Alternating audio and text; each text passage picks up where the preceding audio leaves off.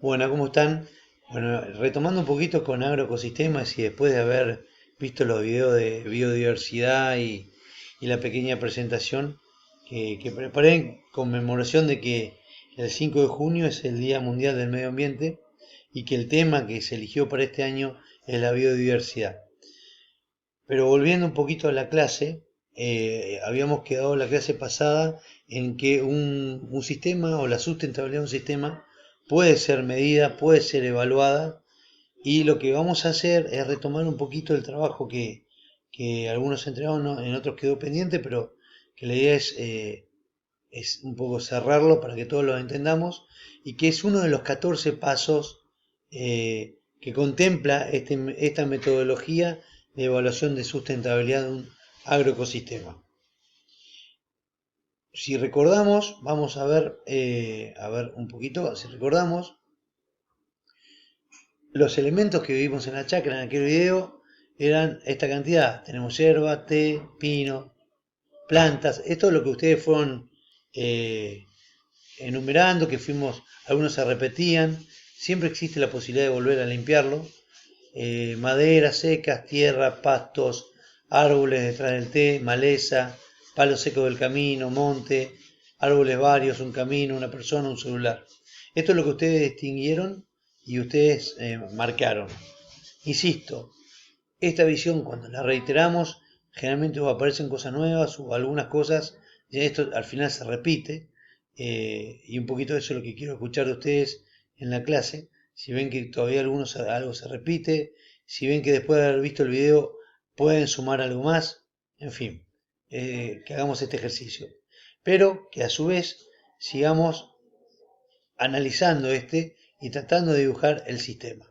Si recuerdan, el sistema se representaba con un rectángulo, que eran los límites.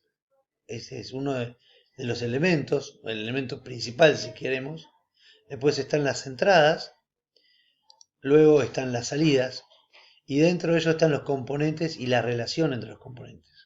Ahora bien, ¿cómo hacemos para ubicar a cada uno de estos elementos? En componentes, en entradas, en salidas. ¿Cómo definimos el límite de la chacra? Entonces vamos a ver un poquito. Volviendo al ejercicio límite, a las entradas y a las salidas, la lista que teníamos acá en la anterior filmina, vamos a empezar a ubicarla en este agroecosistema. Entonces, la yerba. La yerba claramente es un componente de ese sistema. Está dentro de los límites del sistema, ¿sí? No es algo, es un cultivo perenne, o sea, tiene muchos años, hay yerbales de hasta 80 años de edad en producción, entonces es algo que está dentro del sistema. Lo mismo el té es un cultivo también perenne, tenemos teales de más de 50 años en producción. El pasto, bueno, si bien no son perennes, algunos sí, otros no, perennes que duran más de 2 años, algunos sí, pero la mayoría son anuales que se resiembran, también es parte del sistema, es un componente. Los pinos pueden estar 25, 30 años o menos o más, depende del momento de corte que decida el dueño de la chacra, pero es un componente de la chacra o del agroecosistema. Árboles varios, donde en árboles varios podemos considerar a los pinos también. Ahora vamos a ver si lo sacamos o no. Un camino también es claramente un componente del sistema. Una persona, ¿sí? Plantas. Plantas puede ser selva, puede ser té, puede ser pasto, puede ser pino, puede ser árboles. También vemos si lo seguimos manteniendo. Maderas secas, tierra, palo seco del camino, que puede ser lo mismo que madera seca, lo analicemos. Maleza, montes, árboles detrás del té. Como verán, hay varios que pueden estar repetidos.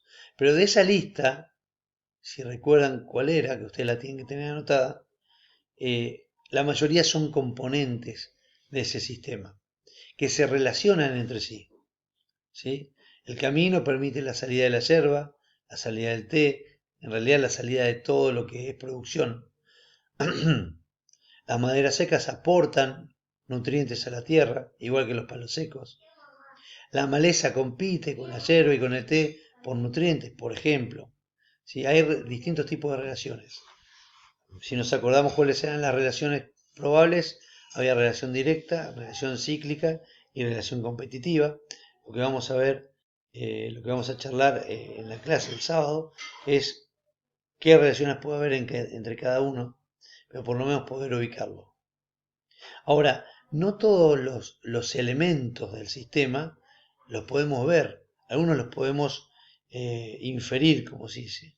Es decir, si yo tengo un cultivo de yerba es probable que le ponga fertilizante, y ese fertilizante, a no ser que sea orgánico y que lo saque de esta misma lista de componentes, es algo que voy a comprar en una agropecuaria y lo voy a aplicar.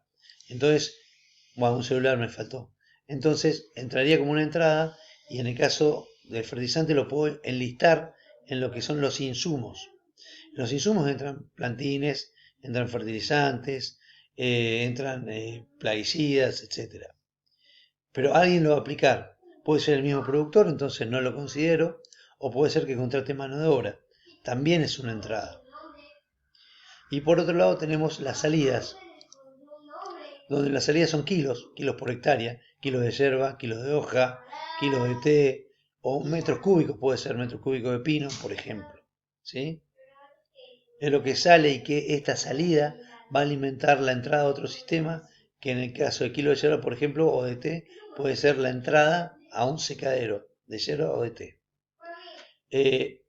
Este es más o menos el esquema que quedaría, y que lo vamos a charlar mejor en la clase, pero quiero que lo vayan viendo, del agroecosistema, y que va a ser uno de los puntos sobre los cuales vamos a considerar en el análisis de las 14 etapas de la metodología de evaluación de sustentabilidad.